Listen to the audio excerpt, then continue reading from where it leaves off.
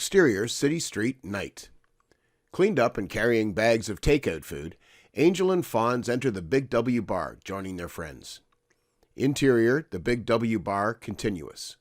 Bar regulars. Willow Hall, 39, is the bar's owner, bartender, and wannabe actress. 6 feet tall and attractive, Willow used to be William, an army sniper. Johnny Jacks, 33, an ex-burglar on parole, works at the local dollar store.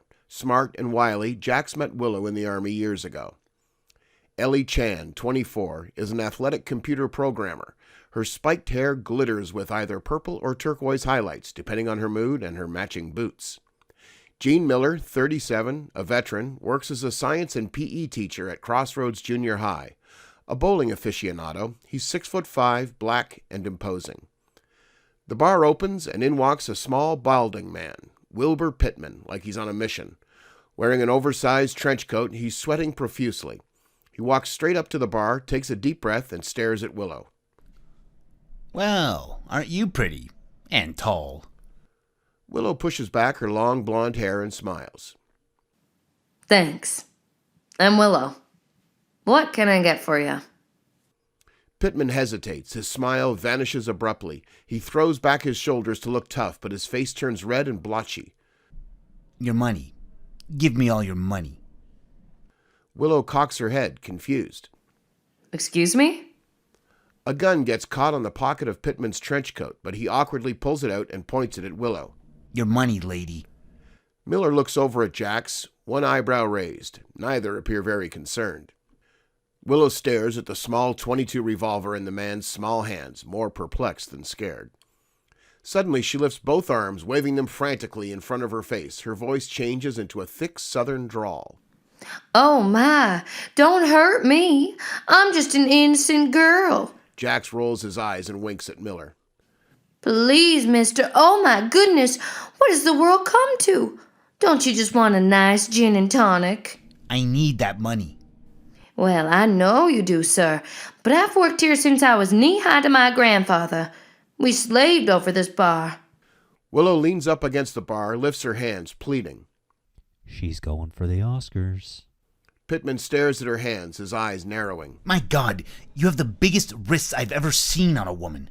Willow's face abruptly loses all expression. Her arms drop and she pulls out a gun from under the bar so fast Pittman doesn't have time to blink before he's staring down the barrel of a Sig Sauer P320. Willow sneers and her voice becomes low and gruff, clearly male.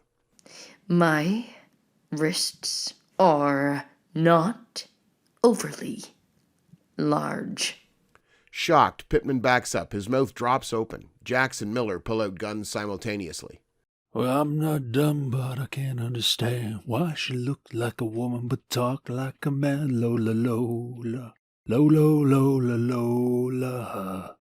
Pittman swirls around to see Jacks holding a 9mm Ruger and Miller pointing a Glock 19. The Fonz holds a knife that looks as dangerous as the guns.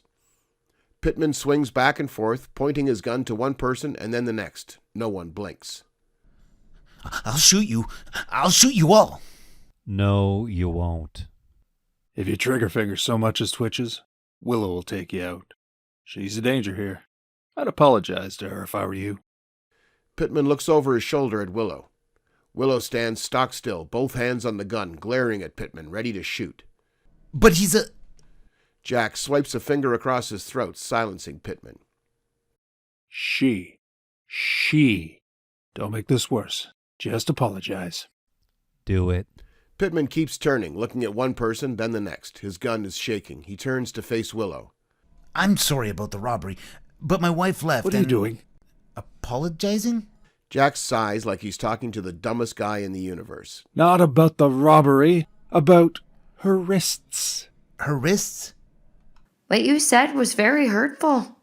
Pittman lowers his gun, trying to remember. I'm sorry for whatever I said. Sometimes I speak out of turn. That's one reason why my wife left me, probably. I don't really know. Miller puts an iron grip on Pittman's right arm while Jax takes the small .22 out of his hand. Pittman looks broken. Your wife left you? That sucks, man. I get it. We all do.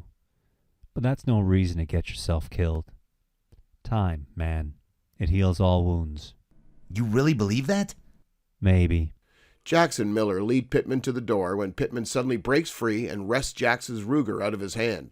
He frantically stuffs the Ruger's barrel deep into his mouth. No, no, no, no, no!